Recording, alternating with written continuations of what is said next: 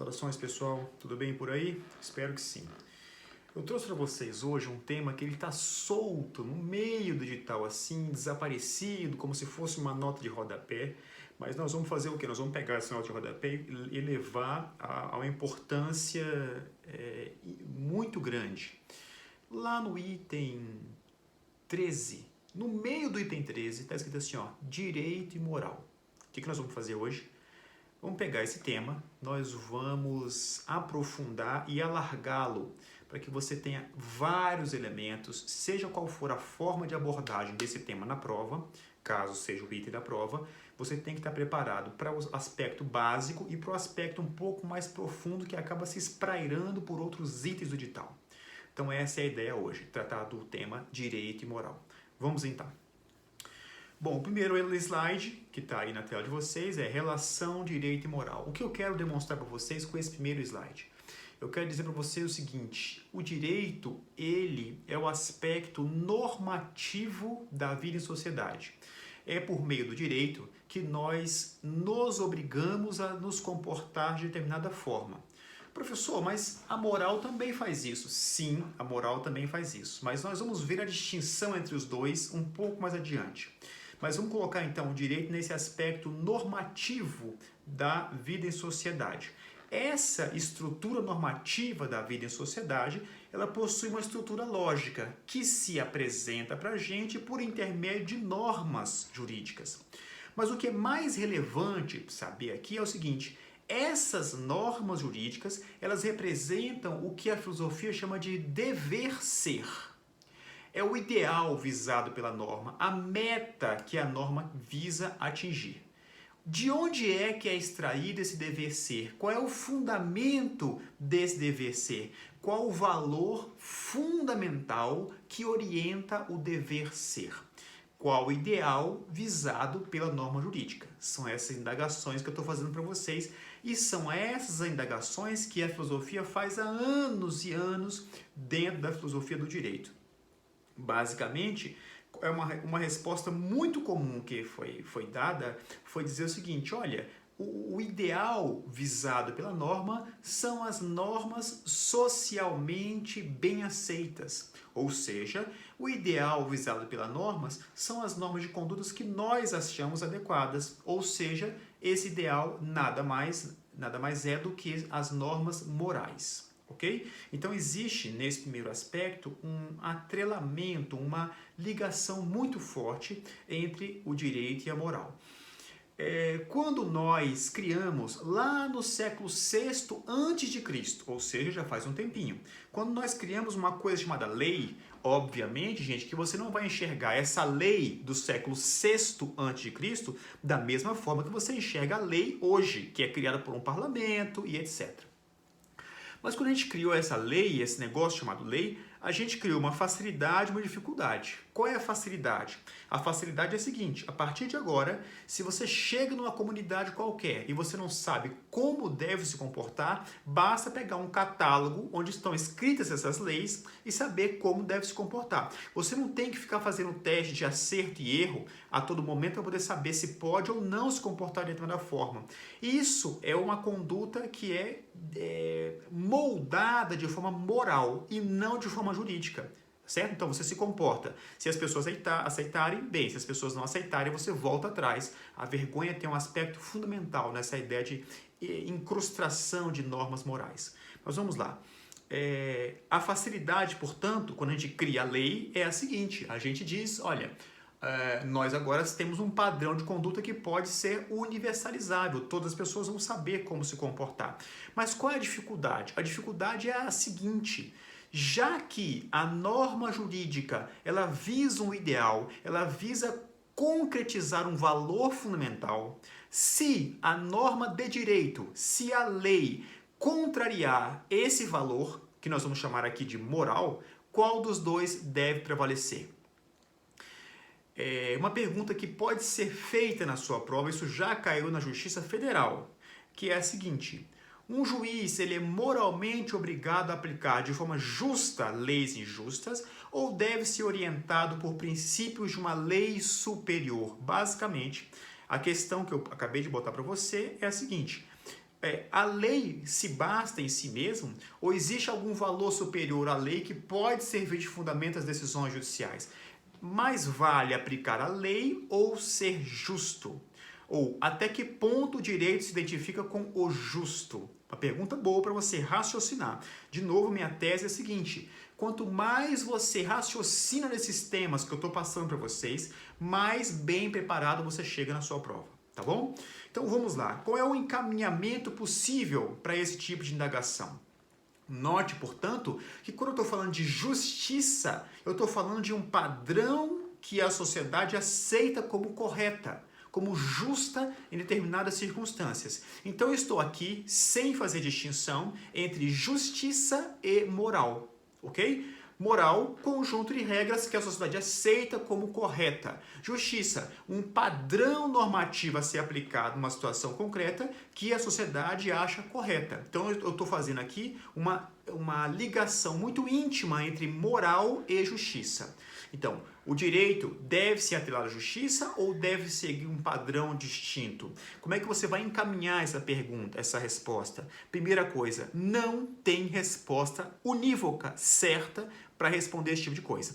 Mas você tem dois caminhos possíveis para poder seguir. O primeiro caminho é você seguir o caminho que eu estou mencionando aqui do Del Vecchio. Ele diz o seguinte: a noção de justo é a pedra angular de todo o edifício jurídico. Então, gente, você mencionar, fazer citações na prova é uma coisa positiva, desde que você observe o seguinte: você não pode fazer de citações em cima de citação, fazendo a sua resposta uma coxa de retalho. Você tem que concatenar o seu raciocínio para que o seu examinador fique satisfeito com essa citação. Então, uma citação dessa, nesse contexto, é adequada, tá bom? Então, Del Vecchio diz que a noção de justo é o fundamento, é a pedra angular, é o básico para que o direito seja considerado como direito. Então, nessa vertente teórica, você vai dizer, nessa primeira vertente teórica, você tem uma interligação, uma indistinção entre direito e justiça. Já em outra corrente teórica, você tem os positivistas, os normativistas, cujo maior expoente, você vai mencionar isso na sua questão, é Hans Kelsen. Diz o Kelsen: os critérios de justiça são emocionais, subjetivos, e sua determinação deve ser deixada à religião ou à metafísica. Então, Kelsen defende uma separação radical entre direito e moral, direito e justiça, tá bom? E aí você tem uma conclusão no seu raciocínio. Primeira vertente teórica, uma tese de inclusão do direito com a moral. Uma segunda vertente teórica, uma tese de exclusão entre direito e moral. E você tem uma tese que é a prevalecente, que tenta fazer uma terceira corrente que trata do tema direito e moral. Que corrente você pode mencionar? Por exemplo, a teoria tridimensional do Miguel Reale. Ele diz o seguinte: este sem aquela, o direito sem a justiça, redundaria num conjunto de relações de força, o direito, desprovido de legitimidade. O Miguel Reale, portanto, ele vai dizer o seguinte: o que vai legitimar o direito é um direito justo, ok? Já aquela sem este, a justiça sem o direito, se esfumaria em aspirações quiméricas. Ou seja, você tem um padrão normativo lindo de se ver, de se mencionar, mas sem força, por exemplo, que é a relação entre moral e direito. Então aqui você tem um encaminhamento bom para poder tratar essa pergunta. O juiz tem que aplicar o direito ou fazer justiça? Então o mundo ideal é você apresentar essas duas vertentes teóricas e dizer o seguinte: na medida do possível, a função da magistratura é aliar o direito com a justiça, porque em algumas circunstâncias você vai ter que separar as duas coisas. Nós iremos ver isso quando formos tratar da interpretação pela lógica do razoável. Esse é o fundamento dessa teoria. Tá certo, gente? Vamos lá, então. Quais são, então, as duas soluções que a filosofia do direito deu para tratar dessa relação direito e moral? A primeira solução é a solução da separação, que é a tese do Hans Kelsen. Ou seja, a validade da norma, ela não depende, ou a autoridade e a validade da norma não depende de critérios morais. Então, é possível haver uma norma injusta. É possível? Sim, é possível. Desde da Revolução Francesa, isso é possível. E a outra corrente teórica é a tese da vinculação. Primeira tese, separação. A validade do direito não depende de critérios morais. Já a tese da vinculação, existe uma tese de um atrelamento entre direito e moral. E aí você tem uma vertente forte e uma vertente fraca. Qual é a vertente forte? Eles dizem, defendem essa corrente, que a validade da norma do direito, ela não prescinde de exigências de justiça, de exigências morais, éticas. Já a vertente fraca, ela tolera um limiar de injustiça. E aí a teoria mais importante que nós iremos ver ainda hoje é a chamada fórmula de Radbruch. Tá bom? O autor alemão. Então isso eu queria apresentar para vocês como apresentação dessa relação direito e moral. Segundo slide, a ideia de uma distinção formal entre direito e moral. Vamos lá. A distinção formal. A moral, ela possui um grau de autonomia. E já o direito, ele está no campo da heteronomia. Por quê? O direito, ele é posto pelo Estado. Ele é posto por terceiros. Já a moral, não. A moral é como se fosse um tribunal que nós mesmos criamos. Por isso que eu falei da vergonha. Quando você profere uma palavra ou está numa situação em que a sua roupa não é adequada para essa situação, você não precisa de ninguém. Basta você sentir que as pessoas estão olhando para você para que você se condene. Por isso a vergonha é um fator de socialização muito importante. Porque quando você se comporta de determinada forma e isso não agrada as pessoas e você sente vergonha, você nunca mais volta a se comportar daquela forma. Por isso que a vergonha possui um aspecto socializante bastante relevante. Então, moral está atrelado ao campo da autonomia. Nós mesmos criamos o tribunal. Já o direito está atrelado ao campo da heteronomia, uma norma posta por outra pessoa. A moral possui um aspecto de incoercibilidade. Já o direito tem uma coercibilidade.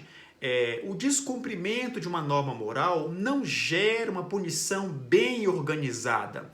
Você pode até deixar de ligar para sua mãe no Dia das Mães. Pode até fazer isso. Eu não recomendo nunca que você faça isso. Mas não há uma norma de direito que te obrigue a fazer e uma punição possível por descumprimento dessa obrigação.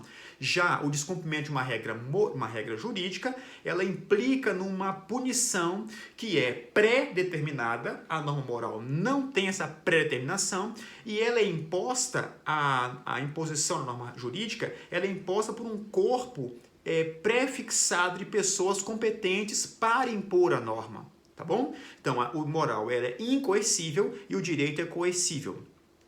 A moral é não atributiva nos termos do professor Miguel Reale e o direito é atributivo. O que o professor Miguel Reale quer chamar a atenção da gente? Ele diz o seguinte, olha, o descumprimento de uma norma moral não dá para outra pessoa o direito de exigi-la em juízo. Já o descumprimento da norma de direito dá para outra pessoa o que ele chama de direito subjetivo. Nós vamos ver o que é isso, direito subjetivo, ou seja, eu alego que alguém está descumprindo uma regra de direito. Aí eu vou a juízo para que o juiz aplique a regra de direito, substituindo a vontade da parte. Tá bom? Então, distinções formais, isso é básico. Você vai encontrar isso nos manuais de introdução ao estudo do direito e pode ser que isso seja útil para você. Autonomia, heteronomia, incoercibilidade, coercibilidade e atributividade e não atributividade, direito e moral. Teses, um pouco mais além, teses que são criadas pela filosofia do direito para tratar dessa relação direito e moral. A primeira tese é a tese da identidade, uma tese que ninguém mais utiliza. O que defende a tese da identidade? Não há diferença entre direito e moral. Existe uma coincidência entre os mandamentos jurídicos e os mandamentos morais. Então você pensa dois círculos que possuem exatamente a mesma área, o círculo da moral e o círculo do direito. teoria da identidade. Existe um único sistema de normas e esse sistema ele se confunde entre o direito e a moral. Onde é que você vai encontrar isso? Em sociedades muito antigas e sociedades muito simples, sendo que na sociedade simples sequer existe norma jurídica, tá bom? Por isso que eu digo, essa tese da identidade é uma tese já ultrapassada, tá bom? Muda o slide.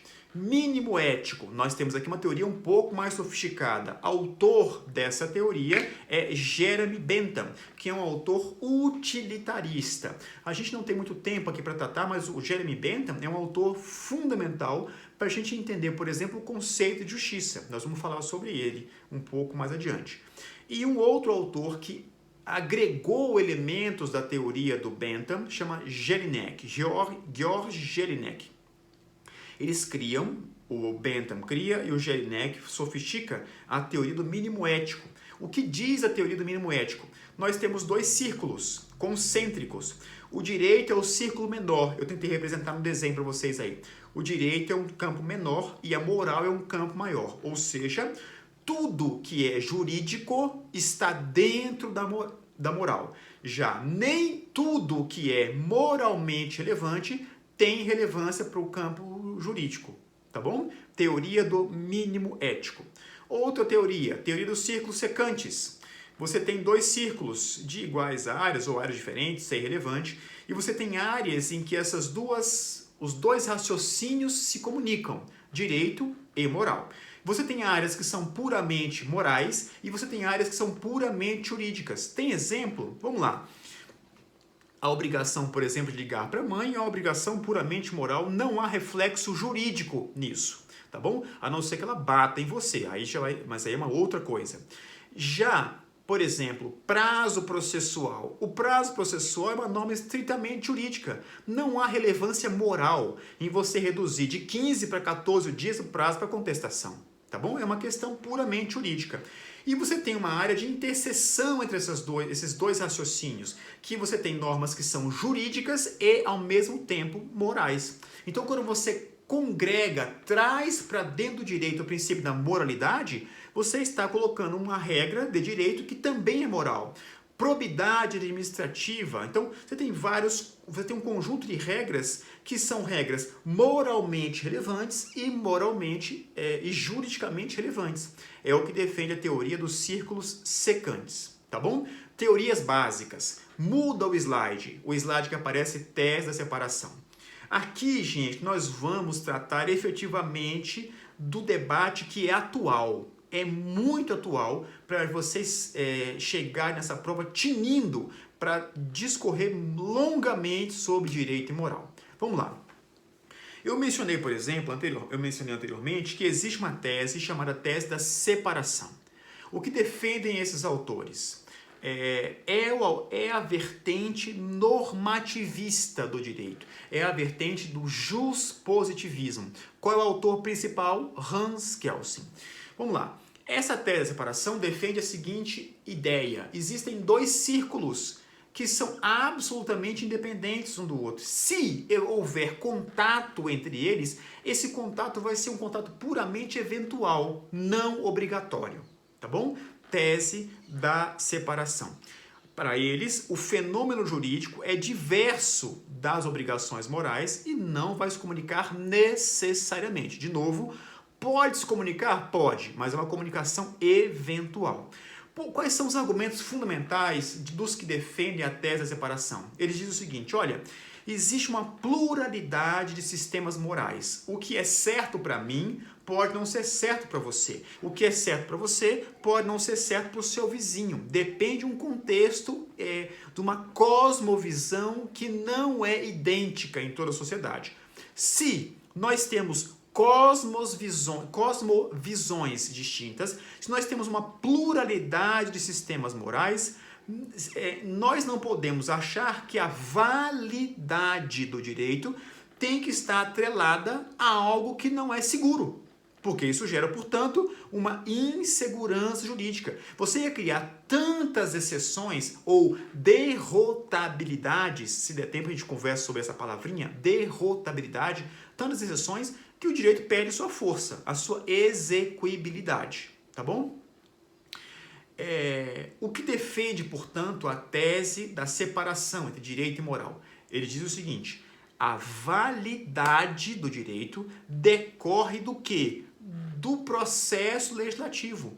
Se eu notar que a norma ingressou validamente no sistema, não há ninguém que desdiga o que está escrito na norma, mesmo uma norma moral fortíssima. Então, mesmo que a norma seja injusta, mesmo que a norma seja imoral, ela deve ser observada obrigatoriamente. Autor fundamental aqui, gente, Hans Kelsen. É ele que cria essa ideia do controle de constitucionalidade. Lembra da ideia de que se a norma ingressa validamente no sistema, ela só pode ser retirada dali por uma outra norma igualmente válida.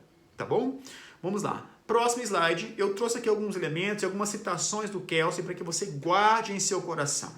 O Kelsen diz o seguinte: olha, a proposição segundo a qual o comportamento de um indivíduo é justo ou injusto, de ser jurídico ou antijurídico, significa que seu comportamento corresponde ou não à norma jurídica que é pressuposta como válida pelo sujeito juridicamente por pertencer ao ordenamento jurídico positivo. Ou seja, a norma que é válida é a norma que ingressou de forma adequada no sistema. Isso não tem nada a ver com moral, tá bom?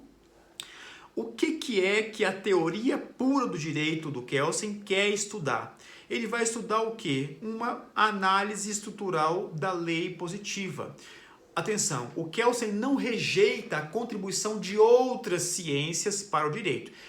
Se você abrir a teoria pura, na segunda página, ele vai dizer assim: olha, eu reconheço a importância da sociologia do direito, da psicologia judiciária, entretanto, a minha teoria não aceita esse tipo de abordagem. A minha teoria é uma análise meramente estrutural da norma jurídica. E nessa análise estrutural da norma jurídica, não comporta o estudo de moralidade ou imoralidade da norma, tá bom? Aí o Kelsen vai dizer o seguinte: olha, essa ideia de justiça, eu deixo isso para outras ciências estudarem. Eu vou estudar só a estrutura normativa do direito. Valores universais, isso compõe uma coisa chamada ideologia para Kelsen. E o direito tem que se afastar dessa ideia de ideologia. Determinações de justiça têm que ser relegadas à religião ou à metafísica, postas fora do direito, tá bom? Essa é a teoria da separação, a tese da sindicabilidade do direito com a moral. Agora, nós adotamos qual teoria? Essa teoria? Não, obviamente que não. Nós adotamos uma tese chamada tese da conexão. E essa tese da conexão, ela tem duas variantes muito nítidas em autores que vocês já conhecem. Quais são as duas variantes?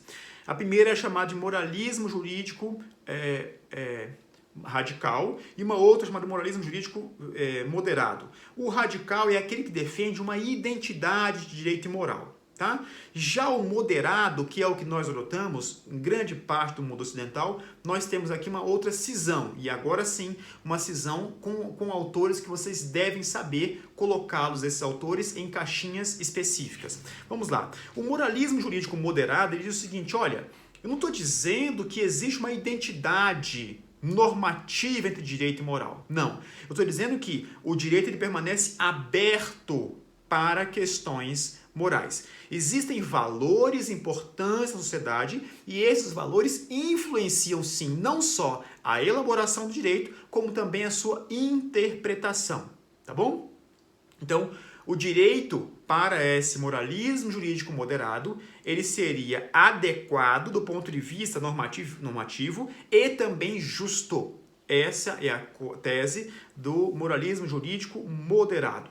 O que o juiz deve fazer? Ele tem que tentar conseguir a máxima coerência entre preceitos morais e normas jurídicas. Um autor importante que está implicitamente no edital é Louis Requesens-Sitjes, que criou a teoria, a interpretação pela lógica do razoável. Nós vamos falar sobre ele um pouco mais adiante, tá?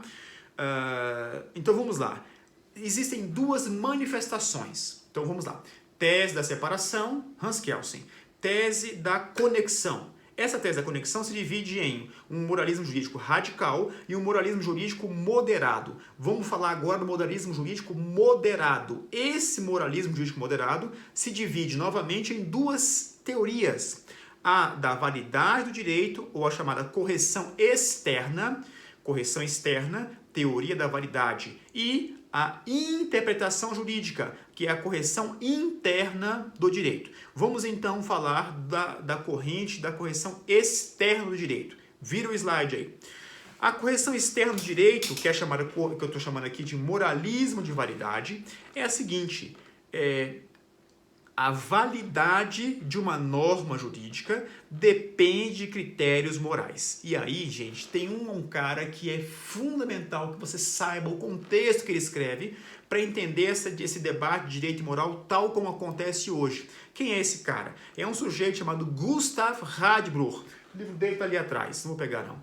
Gustav Radbruch. O Gustav Radbruch é um autor positivista, alemão, super positivista. E ele diz o seguinte: olha, eu prezo muito pela segurança jurídica. Eu não posso submeter a validade do direito a questões morais, porque senão eu violo essa segurança, tá bom? No próximo slide tem uma coisa chamada fórmula de Radbruch. Vira o slide aí. Fórmula de Radbruch. O Gustav Radbruch, muito positivista. Entretanto, quando ele viu o que nós fizemos na Segunda Guerra Mundial com base nesse positivismo, não dá tempo de explicar tudo, mas basicamente na Revolução Francesa nós aprisionamos o juiz à letra fria da lei. Essa lógica positivista funcionou até a Segunda Guerra Mundial, quando o Hitler, por exemplo, ele com base em normas jurídicas absolutamente válidas, praticou uma das maiores injustiças da história da humanidade, uma coisa chamada Holocausto, tá bom? Que é uma dica de leitura depois que você passar na prova. Depois que você passar, você pega um livro de um sujeito chamado Bauman, Zygmunt Bauman, é um livro chamado O Mal-Estar na Pós-Modernidade. E aqui ele trata dessa ideia do Holocausto, tá bom? Vamos lá. O Radbruch, ele vai dizer o seguinte: olha, eu sou positivista, mas como eu vi o que nós fizemos com esse positivismo, com essa leitura fria e seca da lei, eu vou admitir um limiar de injustiça. E aí, em que consiste a fórmula de Radbruch? Ele vai dizer o seguinte: o direito, quando ele gera uma extrema, e aí eu não estou falando essa palavra à toa, porque essa palavra tem que estar na sua resposta. Se na prova falar assim, ó, descreva a fórmula de Radbruch, você vai dizer o seguinte: a denominada fórmula de Radbruch, ela pode ser compreendida a partir da seguinte expressão: direito extremamente injusto perde juridicidade. Ou seja, nós temos uma norma jurídica válida, votada pelo parlamento, que está em vigor. Mesmo que ela esteja em vigor validamente, ela não pode gerar efeitos jurídicos válidos. Por quê? Porque ela gera uma extrema injustiça, como, por exemplo, você pegar uma pessoa pelo simples fato dela professar uma religião, colocar em gueto, ou tirar de gueto e levar para campo de concentração, ou matar essa pessoa. Mesmo que haja essa norma ela perde juridicidade. Fórmula de Radbruch: se a regra de direito gera uma extrema injustiça, essa regra perde juridicidade. Ora, Radbruch não está falando de outra coisa senão de validade do direito. Se a norma jurídica afligir violentamente critérios de justiça, critérios morais, essa norma não é válida, ok? Guarda essa expressão. A fórmula de Radbruch possui uma eficácia redutora do direito. Guarda isso aí. Então diz o Radbruch: se a contradição entre a lei positiva e a justiça atinge um grau extremamente, essa expressão tem que estar na resposta, extrema, tá? Extremamente insuportável, a lei deve recuar diante da justiça. O Radbruch, ele admite uma lei injusta. Ele dá prevalência à lei, a não ser se essa injustiça for extrema. Aí a lei perde em favor da justiça. Entender o que é a fórmula de Radbruch? Professor, mas o que isso tem a ver com moral? O Radbruch, ele se filia a essa corrente moralista do direito.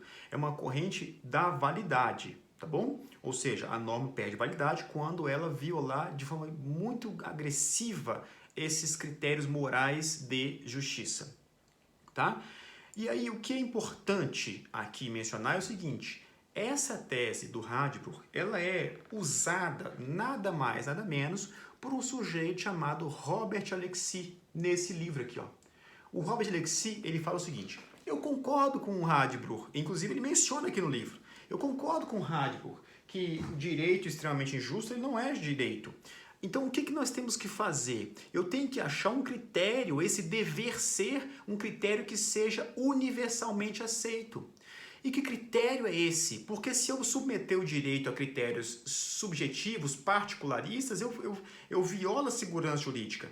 Qual é a sacada do Robert Alexis? Ele vai dizer o seguinte: olha, o que é fundamental? O que é fundamental? O que é importante para todas as comunidades jurídicas? Uma coisa chamada direitos fundamentais. Então, o que o Alexis vai fazer nesse livro aqui? Ele vai, a partir dessa sacada do Radbruch, escrever a teoria dos direitos fundamentais. A Radbruch diz: norma que é extremamente injusta perde validade. O que o Alexis vai dizer? Regra que viola direitos fundamentais perde validade. Entenderam o sentido e a comunicação entre os dois autores? Essa eu acho que é a magia da formação humanística. A gente coloca pessoas que a gente já ouviu falar em caixinhas certas, para raciocinar de forma sistêmica. Isso é muito importante que você consiga fazer, tá bom? Então vamos lá. Esses dois autores, portanto, eles podem ser classificados como moralistas, um moralismo de validade. Então, o direito para os positivistas, para os separatistas, é um conjunto de regras, de normas adotadas por órgãos competentes com o mínimo de efetividade social. Já os moralistas, eles partem desse pressuposto para dizer o seguinte: além disso, além daqueles critérios de validade, que é os senianos, o direito também tem que ter uma mínima justificação moral, tá bom? E aqui, só para encerrar o raciocínio do moralismo de validade, quando eu falei assim, olha, o Radbruch, ele tem, a teoria do Radbruch tem uma eficácia redutora do sistema. O que eu quero dizer é o seguinte: a norma, ela vige em determinada comunidade jurídica. Entretanto, se a norma for extremamente injusta, ela sai do sistema. Por isso, tem uma eficácia redutora. O que a teoria do Alexis tem de diferente? Ela tem uma eficácia ampliativa, ou seja, mesmo às vezes princípios não expressamente previstos no ordenamento jurídico, o Supremo pode julgar com base nesses princípios. Princípio republicano, princípio da busca da felicidade, ou seja, você amplia a visão sobre o ordenamento jurídico a partir da teoria dos direitos fundamentais. Isso está claro, gente?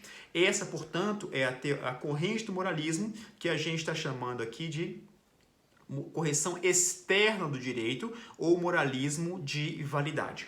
Vamos encerrar esse bloco e a gente volta num próximo encontro para tratar do moralismo de interpretação e das teorias que decorrem de lá, tá bom? Até loguinho. Tchau, tchau. Bem, pessoal, nós estamos vendo aqui um item digital que, como eu disse, parece assim solto, mas ele é de extrema importância para vocês compreenderem esse tema, compreenderem outros temas do edital e também, quando se tornarem juízes lá do Mato Grosso do Sul, vocês consigam enxergar esses aspectos que eu estou chamando a atenção de vocês, que é a relação entre direito e moral. A gente pode pegar os manuais tradicionais, né, do Miguel Reale, Maria Helena Diniz, Dimitri de Moles, e você vai encontrar essa vertente tradicional da relação direito e moral, mínimo ética, etc. Mas o que eu estou chamando a atenção de vocês é que existe um debate que é muito mais atual, muito mais profundo e que revela exatamente o que nós discutimos na teoria do direito hoje. Então a gente viu as duas correntes da relação direito e moral. Um moralismo exclusivo ou excludente, segundo a qual não haveria nenhuma relação necessária entre direito e moral, e uma corrente que nós adotamos, que é um direito moralista. E aí nós vimos que nesse moralismo nós temos o moralismo de validade ou a correção externa do direito e o moralismo de interpretação, que também é conhecido como correção interna do direito. Dentro desse moralismo da correção externa do direito ou moralismo de validade, a gente viu uma fórmula, um autor que é central no debate, que inaugura esse debate, que é o chamado Gustav Radbruch. Ele vai inventar a famosa fórmula de Radbruch, que inclusive foi usado no julgamento de Nuremberg. O julgamento de Nuremberg, um tribunal criado para julgar os crimes de guerra. Quais eram as teses de defesa dos criminosos? Eles disseram o seguinte: em primeiro lugar, eu não reconheço a legitimidade desse tribunal porque é um tribunal de exceção. Não quero ser julgado por esse tribunal. Tese rejeitada. E a segunda tese que eles adotaram foi a seguinte: ora, como é que vocês podem me julgar porque eu simplesmente cumpri a lei? Lembre-se que o Holocausto, sobretudo na Alemanha, ele era legalista, ele era fundamentalmente baseado na lei. As leis foram elaboradas de acordo com os ideais da época. Tem um discurso famoso do Hitler em que ele diz: eu agradeço ao incorruptível jurista alemão que colocou as minhas ideias em forma de lei. Então, os militares, quando eles foram julgados em Nuremberg, eles disseram o seguinte: olha, como é que eu posso ser julgado por uma coisa se eu simplesmente cumpri a lei, a vontade da maioria e etc. Essa tese também foi rejeitada. E com base em quê? Qual foi o mecanismo teórico criado pelo julgamento de Nuremberg que autorizou condenar a pessoa por simplesmente cumprir a lei? Exatamente a fórmula de Radbruch, ou seja, quando uma lei é extremamente injusta, ela perde juridicidade. Qualquer pessoa que submeta essa lei tem que ter essa compreensão. Os crimes de guerra estão aí, a gente não precisa lembrar, né? Mas se você assistir a lista de Schindler, é uma versão assim, um pouco resumida do horror que foi, e tudo com base na lei. Então a fórmula de Radbruch foi um mecanismo teórico fundamental para a teoria do direito pós Segunda Guerra Mundial. E a fórmula de Radbruch, como a gente viu, ela foi utilizada pelo professor Alexis para escrever o livro Teoria dos Direitos Fundamentais. Agora nós vamos tratar então da correção interna do direito, chamado moralismo de interpretação. Bom, nessa corrente, nessa tendência doutrinária, o que nós temos é o seguinte: quando houver uma incompatibilidade muito grave, muito séria entre o direito e a moral, não é que a norma perderá validade, ela vai continuar existindo, ela vai continuar sendo válida no sistema. Mas o que vai acontecer é que o intérprete ele vai fazer uma correção do direito. E aí, um outro item do edital que está muito ligado a isso, que está no mesmo item, não? O item 13, que é a superação dos métodos de interpretação mediante o puro raciocínio lógico-dedutivo. O método de interpretação pela lógica do razoável. Isso é muito importante. Nós vamos ver que o Luiz Recansen-Sitges, ele trata exatamente disso. Nunca achei uma ligação teórica entre os dois, mas uma menção teórica entre essas duas correntes. Mas o Luiz Recansen-Sitges está falando exatamente a mesma coisa que nós vamos colocar dentro de uma caixa grande, que é o que nós vamos começar a falar a partir de agora, tá bom? Então vamos lá. A correção interna do direito, ou moralismo de interpretação, portanto, não significa que haverá uma perda de validade do sistema, da norma. O que vai acontecer é uma correção que o intérprete vai fazer a partir de uma norma válida. A norma permanece no sistema, mas o intérprete vai interpretar a norma de uma outra forma, de uma forma moralista. Então vamos lá. No moralismo de interpretação, nós temos então avaliações morais que influenciam a interpretação jurídica. O magistrado ele vai olhar para a situação concreta e tentar extrair da norma jurídica qual é a solução mais justa. E aí tem aqui um autor que é importante, um conceito que é importante, que é o chamado hard case. O que é o hard case? Um autor chamado Herbert Hart, ele dizia que sempre que o juiz se deparasse com um fato que não existisse norma ou precedente para julgar o caso concreto, o juiz, portanto, teria discricionariedade, tá bom? Então, ele chama essa situação jurídica de hard case. a tese da discricionariedade. Um outro autor, chamado Ronald Dworkin, questiona o Hart, dizendo o seguinte: não existe essa possibilidade de você conferir ou outorgar para um magistrado discricionariedade. O que existe, na verdade, são casos difíceis. Eu reconheço que existem casos difíceis, mas o que existe é que o Hart está preso a um modelo puro de regras. O que o Dworkin vai criar? Ele vai dizer o seguinte: existe um modelo de regra e existe um modelo de princípio. Na verdade, quando o juiz vai julgar o caso concreto, ele pode usar ou uma regra ou um princípio. O Dworkin, então, ele cria um modelo teórico, que é o modelo teórico que fundamenta o pós-positivismo. Então, entendam o caminhar desses caras. Eles estão falando de temas, eles vão se comunicando entre si e vão criando uma coisa que nós usamos atualmente. Então, essa distinção, regra e princípio, tal como nós usamos hoje, eu reconheço que muitas vezes de forma não técnica, foi raciocinado por um sujeito chamado Ronald Dworkin. E aí ele vai dizer o seguinte: existe sim o hard case, existe o caso difícil, mas o caso difícil não autoriza, não dá para o magistrado discricionariedade. E aí o Dworkin, inclusive, vai criar a figura do juiz Hércules. Quem é o juiz Hércules? O juiz Hércules é um sujeito que vai olhar o direito como um romance em cadeia. O que significa o romance em cadeia? O direito ele tem que ser visto como algo íntegro. Nós já vimos isso na ideia da jurisprudência. Então, quando o juiz vai escrever um capítulo novo, ou o tribunal, melhor dizendo, quando o tribunal vai escrever um capítulo novo do direito, ele não pode desconsiderar os capítulos anteriores, certo? Então, o juiz, o Dworkin vai criar a tese da resposta certa.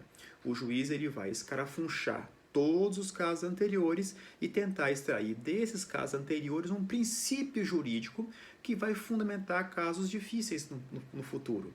Então, o Dworkin se contrapõe ao Herbert Hart. E o Dworkin ele se coloca exatamente nessa corrente do moralismo de interpretação.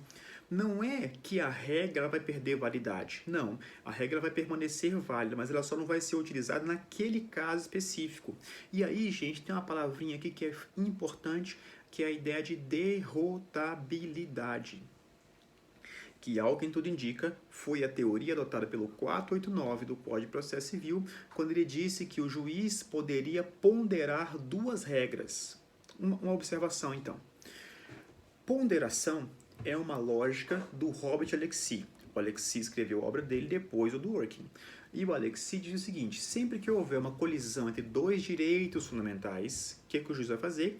Vai fazer uma ponderação para saber qual dos dois vai prevalecer naquele caso específico. Inclusive, o Alexis diz que um dos critérios distintivos entre regra e princípio é o quê? É o critério do relacionamento normativo. Quando você tem duas regras que se contrapõem entre si, uma anula a outra, uma invalida a outra. Já no caso de princípio, essa contraposição não se dá da mesma forma. Por quê? Um princípio fundamental, em contraposição a outro princípio fundamental, não vai revogar o outro. O que vai acontecer é uma ponderação.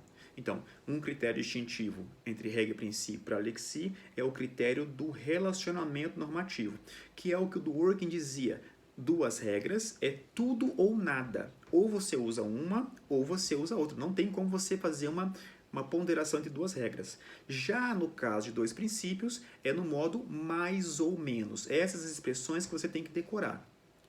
Duas regras, tudo ou nada, Dworkin. Dois princípios, mais ou menos. Você usa mais de um e mais do outro, a depender do caso concreto. Tá claro isso? Muito bem.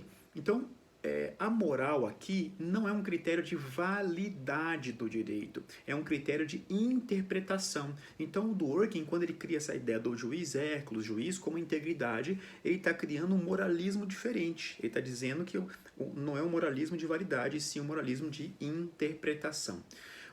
A moral, então, vai adaptar o direito em opiniões políticas e necessidades situacionais. Autor fundamental dessa corrente chamada de moralismo de interpretação, então, Ronald Dworkin, tá bom? Então, no próximo slide, que está assim, a filosofia do direito justo positivista e não positivista, eu fiz só um resumo. Eu coloquei lá primeiro o Hart, que ele é um positivista, no primeiro momento é um positivista, que depois das críticas do Dworkin, ele se torna o que é chamado pela doutrina de soft positivismo, mas ele ainda assim é um positivista. O Dworkin, ele admite a ideia do hard case e ele cria essa diferenciação entre regra e princípio. Nem sempre é a regra que vai, nem sempre é um modelo de regras que vai prevalecer. O Dworkin diz que existem padrões normativos na sociedade. Você tem um padrão regra, você tem um padrão princípio e tem um padrão política. O juiz está preso aos dois primeiros, regra e princípio. Tá bom? Então ele cria a figura do juiz Hércules, pensa a ideia do direito como romance em cadeia. Você vai escrever um capítulo novo, para escrever um capítulo novo você tem que ler os capítulos anteriores, que é a ideia do direito como integridade e a tese da resposta certa. Não é que o juiz tem discricionariedade ou ele vai tirar uma carta da manga e aplicar no caso concreto. Não, o juiz ele vai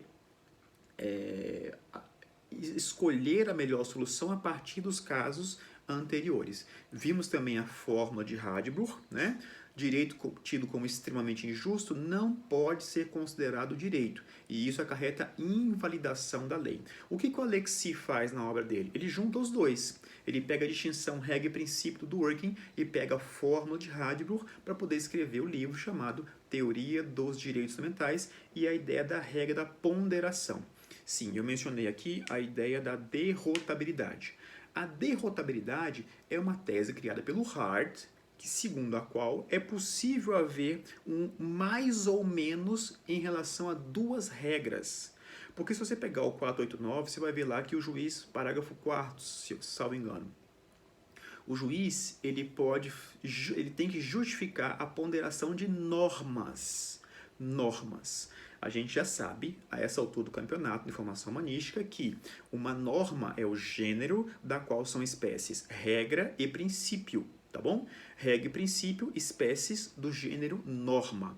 Se o CPC adotasse a teoria do Alexis, ele ia dizer o seguinte: compete ao juiz justificar a ponderação de princípios e não normas. Ele não usou a palavra princípio, ele usou norma. Se ele usou norma, ele está incluindo, então, princípio e regra. Ou seja, o CPC implicitamente está admitindo a possibilidade de ponderação entre duas regras. Como é que é o nome disso, gente? O nome disso é derrotabilidade. Para Herbert Hart, se uma regra gerar uma situação muito estapafúrdia, essa regra ela não vai ser usada no caso concreto. Não é que a regra foi revogada, não é que a regra foi invalidada, não. A regra não vai ser utilizada naquele caso concreto. O nome disso é derrotabilidade. Autor da ideia, Herbert Hart. Só um adendo aqui, há quem diga que o 489, quando ele autoriza o juiz a fazer ponderação entre duas regras, seria um dispositivo inconstitucional. Vamos imaginar, por exemplo, no caso de um tribunal. Vocês, quando passarem no concurso, tudo bem que vocês podem fazer o controle de constitucionalidade lá embaixo e tal, mas se existe uma lei existente no ordenamento jurídico, o juiz ou o tribunal não tem que escolher isso. Isso a gente traz do positivismo, tá bom? Do positivismo clássico, normativismo, que é o Senian, do Bobbio, etc. Tanto é que, quando o processo chega no tribunal e um órgão fracionário vai deixar de usar uma regra específica para o caso concreto, que é aplicável ao caso concreto, o que o tribunal tem que fazer?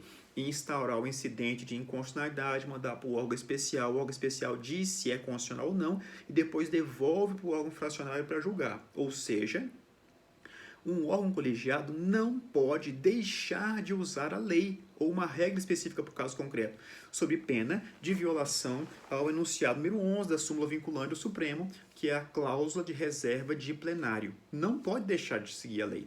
Então, se o 489 autoriza o tribunal, por exemplo, a fazer derrotabilidade ou escolher que regra vai usar no caso concreto, esse acórdão ou essa possibilidade seria inconstitucional. Tá claro isso, gente? Então, esse é o chamado moralismo de interpretação. Se você junta os dois moralismos, você entende como o direito funciona atualmente. E aí, antes de entrar na lógica do razoável, eu só queria chamar a atenção de vocês que dentro desse moralismo tem um autor que vocês conhecem melhor do que eu, vocês já leram mais do que eu, que é chamado Miguel Reale, que criou uma teoria muito importante, não só no Brasil, como no mundo, chamada teoria tridimensional do direito. O que diz a teoria tridimensional do direito? Basicamente, no contexto que nós estamos falando aqui, ele adota um moralismo nunca consegui classificar se é moralismo, se é correção externa ou correção interna. Por quê? Porque o Miguel Reale ele faz uma mistura das duas coisas. Vamos lembrar então o que é a teoria tridimensional do direito. Diz ele que para você enxergar, conseguir demonstrar o que é o direito, você tem que enxergar o direito de forma tripartite, ou seja, o direito é fato, o direito é norma e o direito é valor.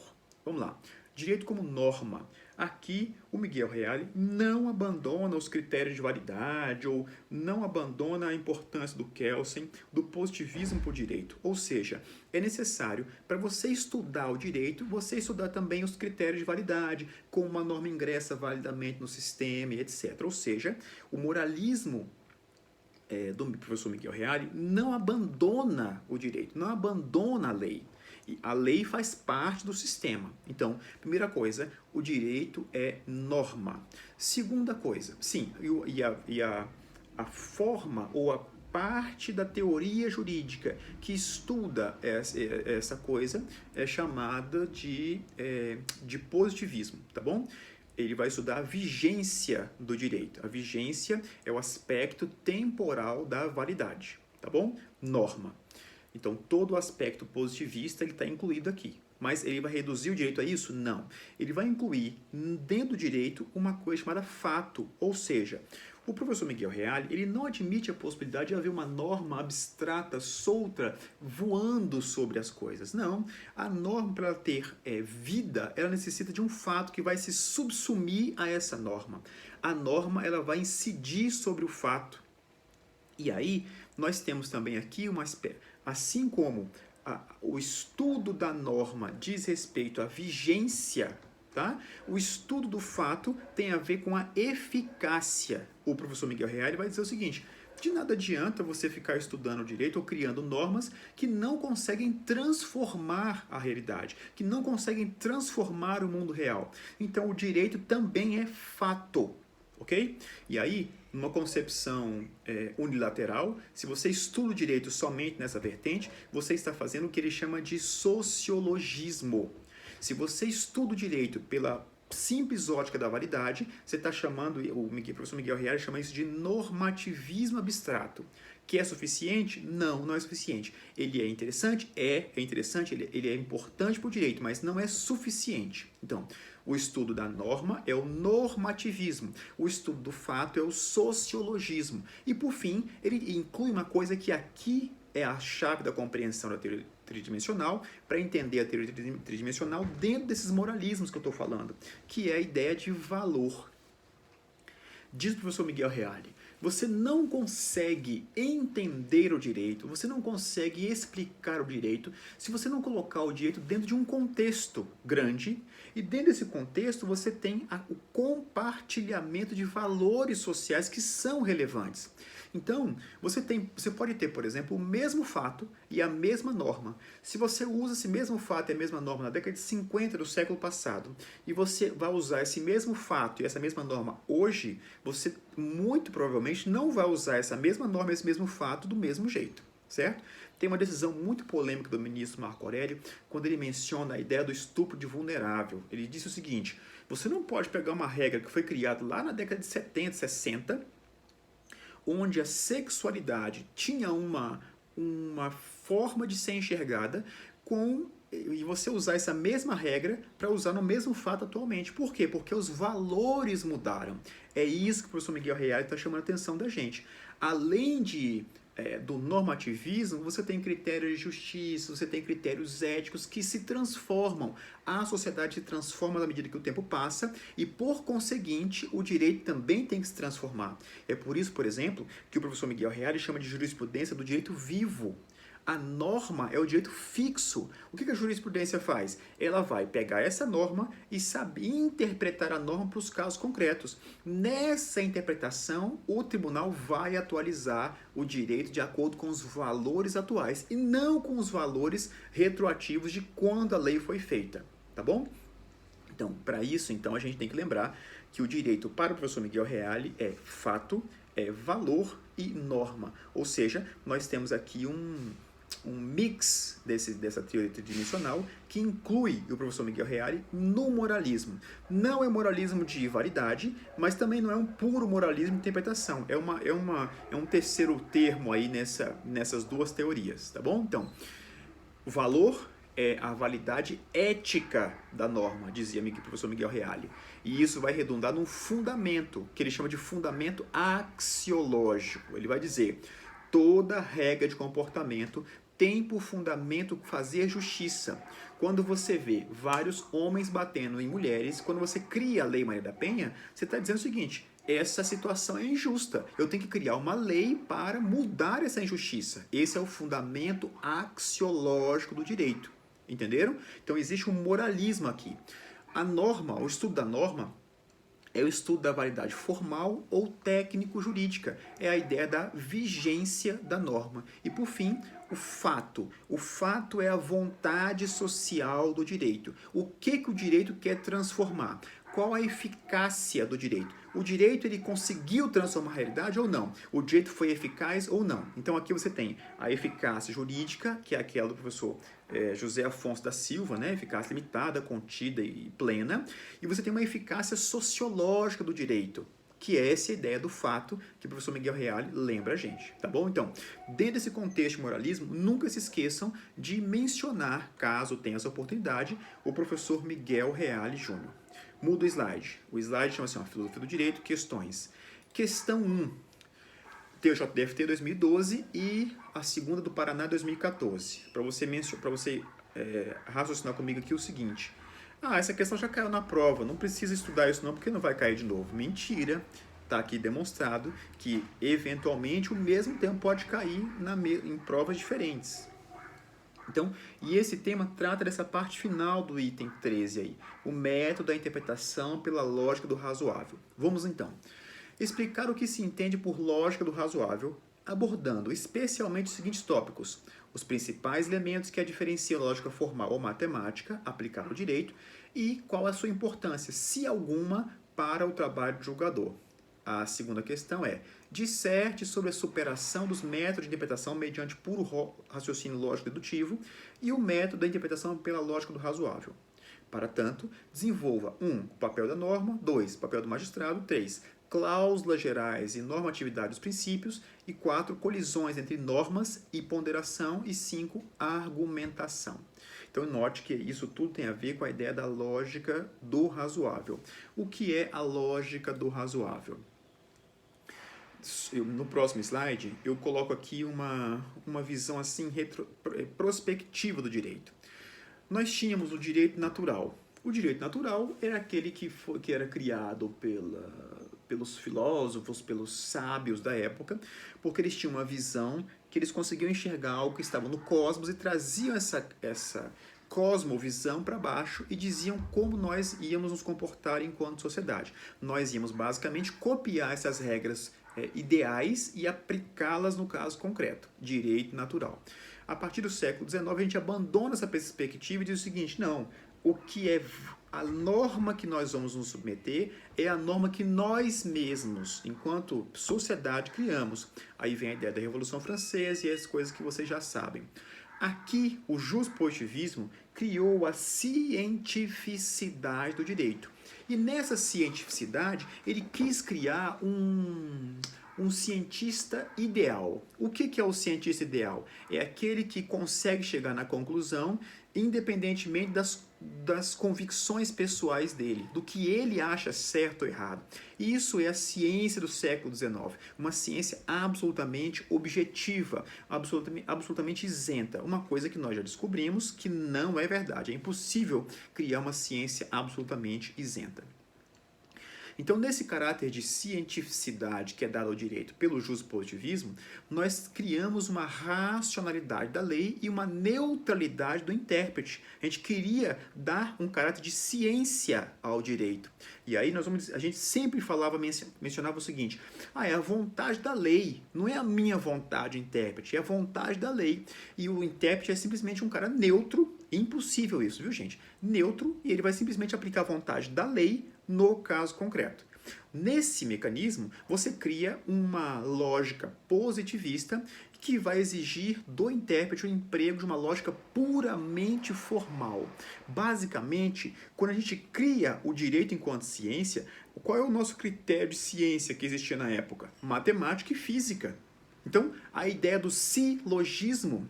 Então, se existe um corpo parado aqui e o corpo não recebe nenhum estímulo, o corpo fica parado. Se ele recebe um estímulo, ele vai responder de alguma forma. Se não tiver nenhuma resistência aqui, ele vai andar para sempre. Se tiver uma resistência, ele vai andar um pouco e depois parar.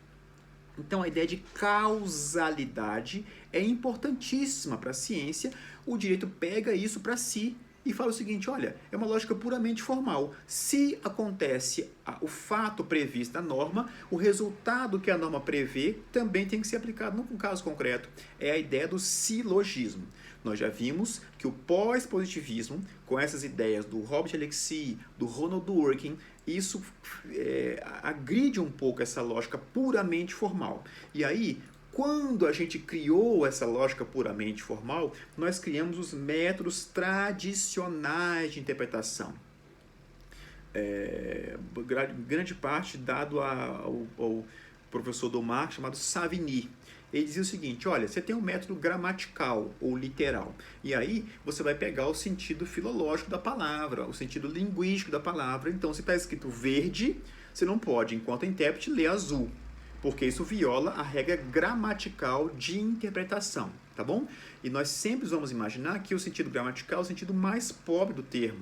Então você pode mencionar lá o artigo 112 do Código de Processo Civil, dizendo o seguinte, olha, se quando você estiver interpretando um contrato e o que está escrito lá pode parecer que não tenha sido a intenção de quem redigiu o contrato, você não vai ficar preso à literalidade da lei, do contrato. Você vai tentar entender qual foi a intenção da pessoa que fez aquele contrato ali, tá bom? Então, o primeiro método é o chamado gramatical, ou literal, que é básico, mas a gente não pode parar a interpretação nesse método.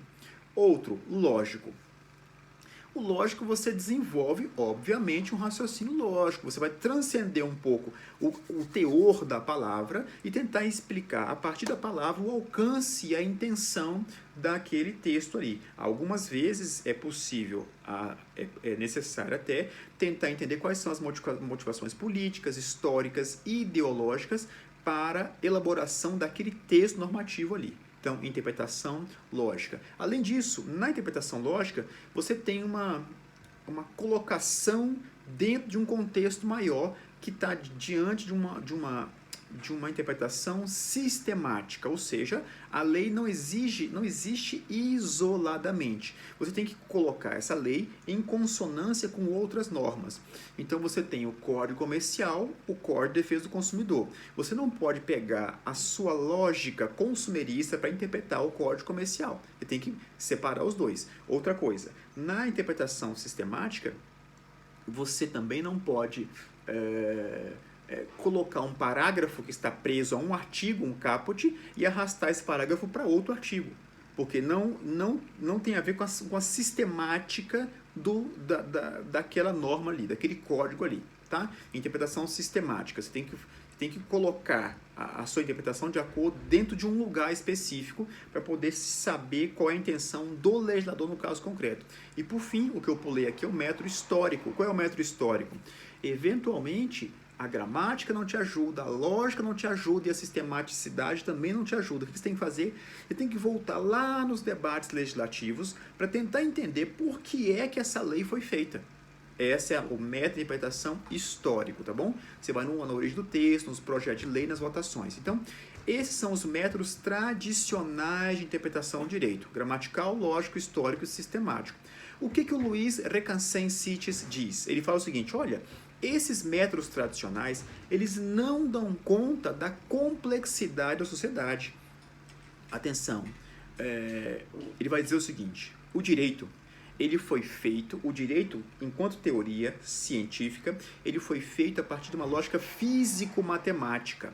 Essa lógica físico-matemática, ela não contém, esses são os termos do Luiz Requesens-Sitjes, o autor da teoria da interpretação pela lógica do razoável. Diz ele, a interpretação físico-matemática, que é onde ele coloca essas interpretações tradicionais, não contém estimativas sobre a correção dos fins. Basicamente, se você está enxergando aqui no Louis Recassin-Sitches a mesma coisa que o Dworkin falou, pronto, você está entendendo exatamente o que eu quero chamar a atenção. Mas são dois autores que estão em realidades distintas. Nunca havia uma comunicação entre eles. Mas eles estão dizendo mais ou menos a mesma coisa, tá? Então, a interpretação tradicional para Louis Recassin-Sitches não contém estimativas sobre correção dos fins. Muitas vezes, se você usa a lei específica para o caso concreto, você pode causar uma injustiça. Lembra do Radbruch? São três autores que estão falando em momentos históricos distintos, em contextos distintos, mas eles estão dizendo mais ou menos a mesma coisa. O que você não vai fazer é mudar um instrumental teórico de cada um desses autores, tá?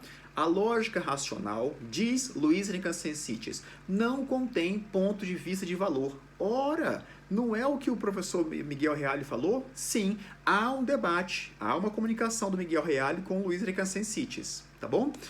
A lógica tradicional é meramente enunciativa do ser e do não ser. O direito, ele exige alguma coisa mais complexa do que isso, tá? Então, essa lógica tradicional é a crítica do Louis Recassin-Sitches a essa lógica tradicional. Essa lógica tradicional não explica e não soluciona problemas humanos, práticos e políticos e jurídicos, tá?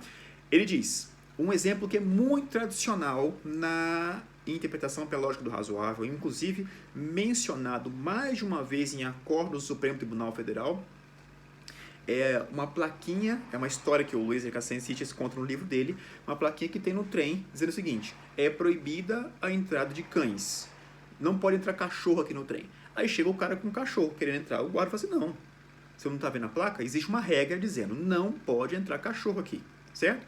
No dia seguinte o cara fala assim, ok, tudo bem, voltou. No dia seguinte ele volta com um urso. Eu vou entrar com o urso. Aí o guarda fala assim, não pode entrar. Não, peraí. A regra é, não pode entrar cachorro. Não diz o que é urso. Se você usa essa regra para julgar esse caso, você vai proibir a entrada do cachorro, mas não vai proibir a entrada do urso. O que você tem que fazer? Você tem que interpretar qual é o fim da norma. O fim da norma é proteger a incolumidade das pessoas que estão dentro do vagão. Então, se não pode entrar cachorro, também não vai poder entrar urso. Vocês entenderam o que é a lógica do razoável? Tá? Se você usa a lógica tradicional para resolver problemas jurídicos, o Louis Recassin-Sitches vai dizer o seguinte, é insuficiente, é necessário você abandonar um pouco... Abandonar não, calma. É necessário, em determinadas circunstâncias, em determinados casos, você não usa a lógica tradicional e vai usar a lógica do razoável. Você tem previsão normativa para isso? Tem. Artigo 5º da LINDB. Diz lá que na aplicação da lei, o juiz, você, vai atender aos fins sociais a que ela se dirige e às exigências do bem comum. Ou seja, nós importamos para o Brasil a teoria da lógica do razoável, de Louis Recassin-Sitches. Tá claro isso, gente? Esse é o último ponto aqui desse item 13, que é que assim a gente encerra essa apresentação sobre direito e moral. A última coisa que eu quero chamar a atenção de vocês é a seguinte, nenhum desses autores, nenhum deles admite ou aceita a possibilidade que o direito é um cheque em branco para que o juiz possa preencher como quiser. Não, nenhum deles faz isso. Alexis não faz isso, Dworkin não faz isso, Radbruch não faz isso, Louis Recassin-Sitches não faz isso. Qual é a defesa do Recassin-Sitches? Ele vai dizer o seguinte, na verdade, essa lógica do razoável não conduz a soluções contra a legem. Na verdade, você vai enxergar o direito como um todo. Lembra do juiz Hércules? Pronto, o Louis Recassin-Sitches, ele está dizendo mais ou menos a mesma coisa. Ele só não vai usar o mesmo raciocínio teórico, o mesmo instrumental teórico, mas a solução vai ser a mesma. Não, o direito não é um cheque em branco para o juiz preencher como bem entender. Tá claro isso? Muito bem, então aqui a gente encerra a nossa aulinha de direito e moral. Eu espero que tenha ficado claro para vocês. Eu vou mandar junto com essa aula um texto para vocês lerem, que é a diferenciação entre razoabilidade e proporcionalidade. É um texto clássico que eu sugiro que vocês leiam, tá bom? Até a próxima.